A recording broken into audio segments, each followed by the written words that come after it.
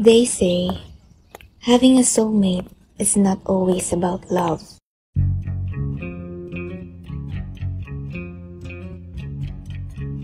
Magdasig Production proudly presents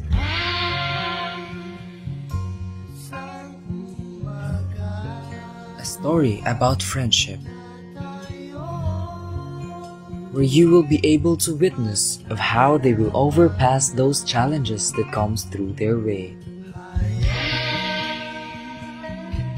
A friendship that is always there by your side, whatever happens, and will never leave you behind.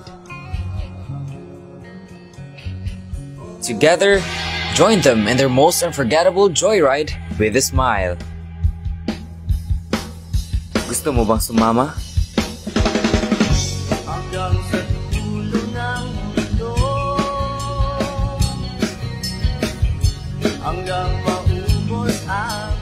What exactly is a friendship?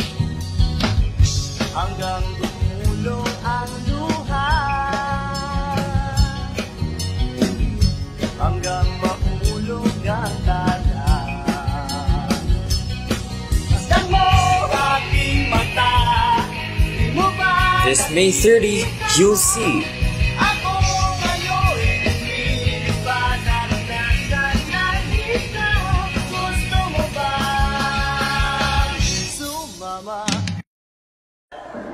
Turn up music off. Sit and arrange your chairs in 3, 2, 1.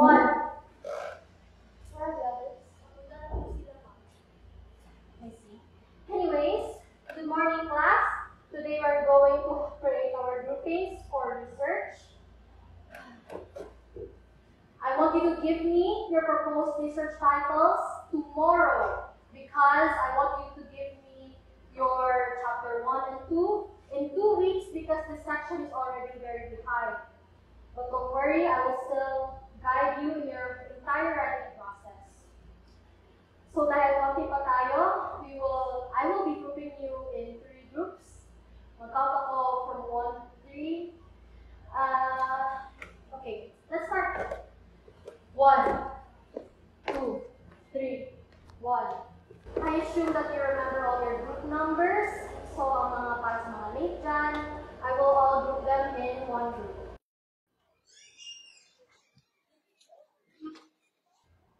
Why are you late? Anyway, since late kayo, you will automatically all be grouped into 1. Again, reminders, I want you to give me your research proposal titles tomorrow and to finish your research manuscript in 2 weeks. Anyways, that's all. Goodbye, class. Okay, group 4. Please gather here. We'll have a meeting muna before we'll go home. Mami, ito. Let's go. Okay, so since wala tayong classes this Friday, we'll utilize our free time for our research. So, any suggestions kung saan tayo pwede gumawa? We can do it at my place. Kunwari ka pa, for online, no? Tinatamad ka na lumabas ng bahay niyo. Alam mo naman pala eh, pumapapel ka pa.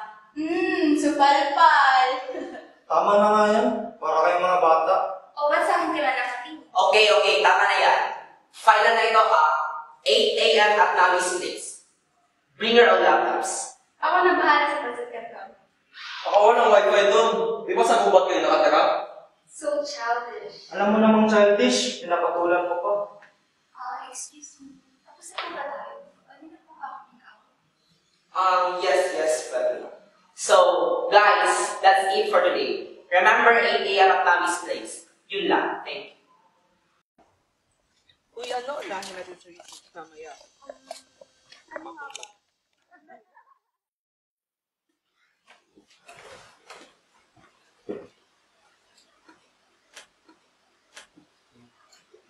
Remember what I said kanina, ha? Uy, Ramon, huwag ka daw maingay, ha? Ay, wow!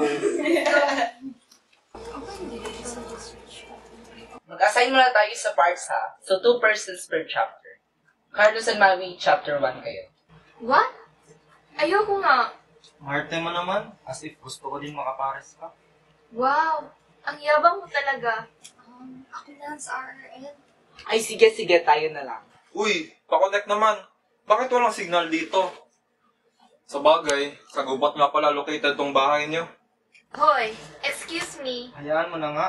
Sa lahat ng mga bagay may masasabi ka. Napakaingay mo talaga.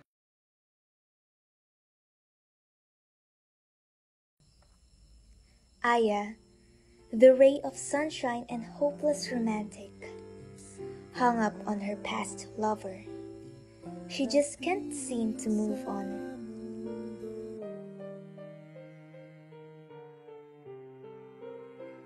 Tumingin sa aking mata, magtapat ng nadarama, di gusto. Dane, the athlete who's uncertain about his career path yet, and his parents, always absent from his life, but never fail to pressure him about his choices. Dad, may game kami mamaya. Stop that nonsense. Dane, wala kang mapapala sa laro na yan. You should focus more on your studies. Bakit, Dad? May bagsak ba akong grades? Wala naman na. I did what you asked me to do. I've been acting like a dog, waiting for his owner's commands. Wala kang bagsak. But look at your grades. Then you're surviving. Basta ang awa. And now you're talking now. Wala ka lang ng respeto I bet you got that from your teammates. No, Dad. It's because of your unreasonable doings. I've been following you around my whole life. Paano naman yung gusto ko? Gusto mo? Bakit? Ikaw ang unad ba ng buhay mo? I want you to quit playing around and be serious. End of discussion.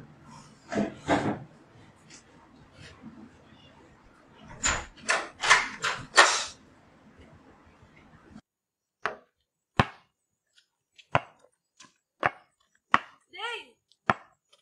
Kanina pa kita tinatawagan, nandito ka lang pala. Off ba? Patrick?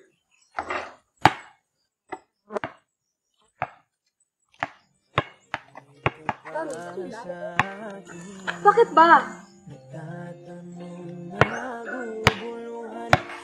Tell me about it. Kikinig ako. Bakit ganun sa tuwing nakikita? Di mapalagay o di makatawa. Ramdaman ka ba sa It's gonna be okay. lumalapit ka? Ang puso ko'y nabig. Your mother won't be here until next week. May pupuntahan siyang business trip. So, how's school, Mira? Okay naman po, Dad. We had an oral recit yesterday and I'm pretty sure that I aced it. That's good. How about you, Maureen? I heard pumunta classmates mo dito kanina. Baka nagtatambay lang kayo dito, ha? Dad, we were doing our research. Lahat na lang ba pagdududahan niyo sa akin? And so, puro kasi party, barkada, and I even doubt pumupunta ka sa school niyo. And kahit na, you should try being more like your sister. After classes, umuwi agad. Unlike you, puro clubbing. May mapapala ka ba dyan?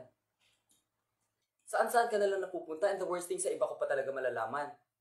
Aren't you ashamed? You're nothing but a disgrace to this family. Dad, please, stop! Wow, Dad.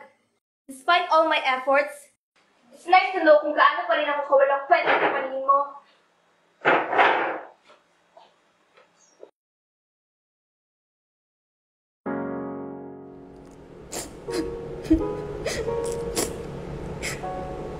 It tried so hard. I pour my heart and soul into everything I do. But no matter how hard I try, it seems like my best is never enough. I feel like I'm not good enough. Like I'll never be good enough. Dad, you're constantly comparing me to someone else. I feel like I'm constantly trying to prove myself, to show that I am capable and worthy. But it's difficult to keep pushing myself and I don't feel like anyone cares.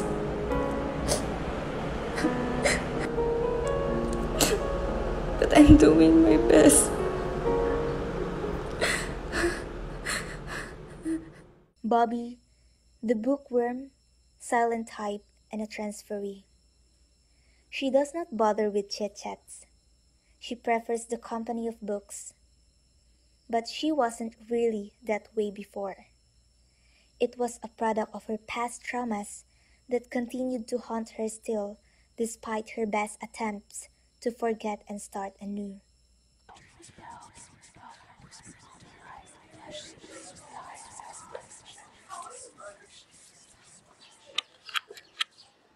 Oh, Bobby, nandito ka na pala. Okay ka lang ba? Ba't ka hinihingal? Hinabol ka ba ng mga aso? Wala naman po. Nandito po ba si Mama, Tita? Wala pang iyong ina. Halina, tulungan mo ko dito. Matagal pa yung darating. Magagabihan ata. O sige po. Magliligpit lang po ako ng gamit ko. Babalik lang din.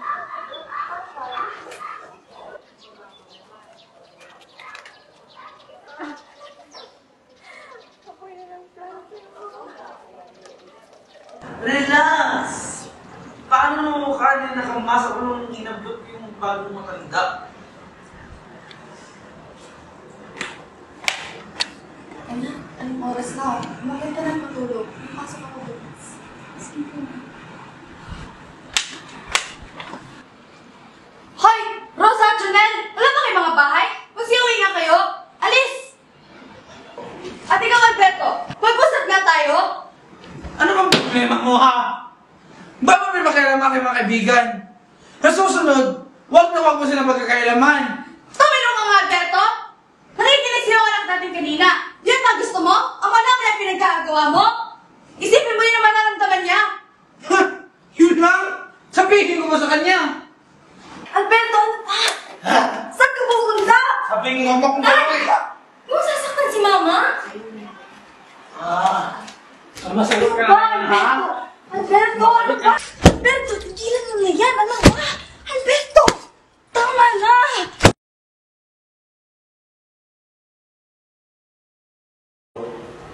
Okay, group 4, right? Yes. Maybe. Okay, ma'am. Aking mata, di mo ba nakikita? Ako ngayon, hindi ba nakakalanika? Gusto mo ba sumama?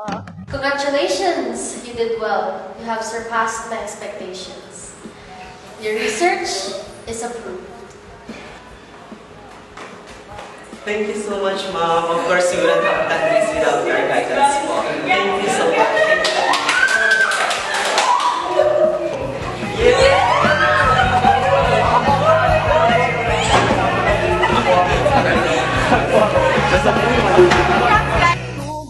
Yes! Success! Yay! Oh my gosh! So this goes for a celebration and group 3?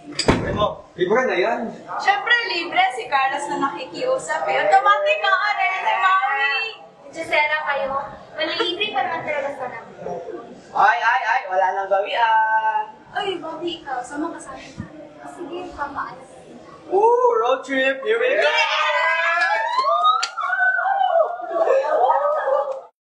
Tara?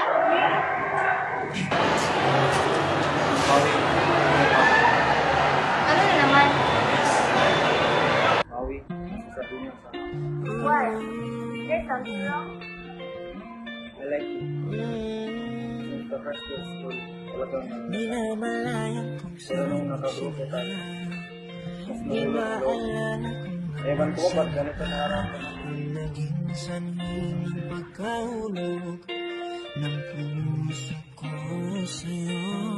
Hindi pa nga ako tapos. Bakit sa tuwing ikaw ay Carlos, I love you more. mga mata sa'yo'y di naman awit ang hindi mo pangaling makapiling makalapit ka pa.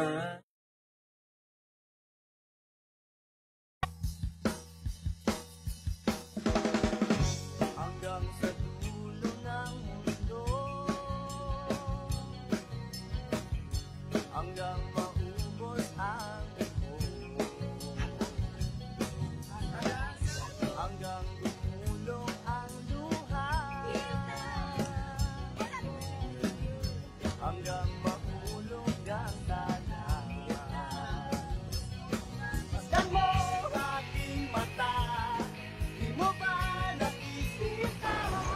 Din!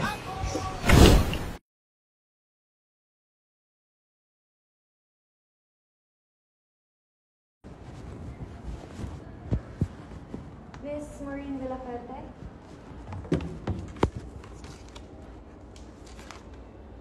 Mr. and Mrs. Villafuerte, your daughter has been diagnosed with multiple dissociative disorder. No. This disorder has been characterized by switching to alternate identities. What are you talking about? She may feel the presence of two or more people talking or living. No. Her friend's death. She couldn't take it. Why sila? Why sila? Why sila, mga kaibigan? Maui, you have to stop. What happened? 3 months ago, anak. Ikaw lang matuumi ng buhay. Your friends all died in a car crash. No. No.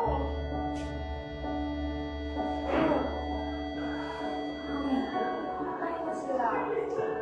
Stop pretending like they're still alive. Ikaw na ang nagsasalita kanina. Kasama. Why sila? Hindi pa nga kami kanina. Ano sinasabi niyo? No. No. Why sila? Why sila?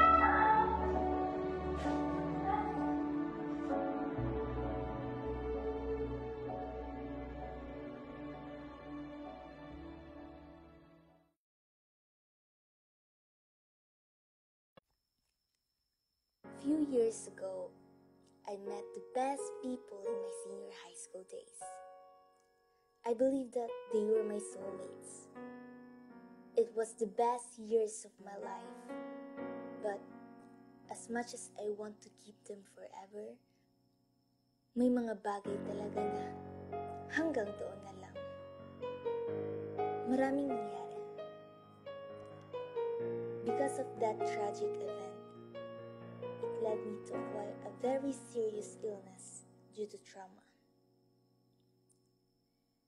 It was so terrible.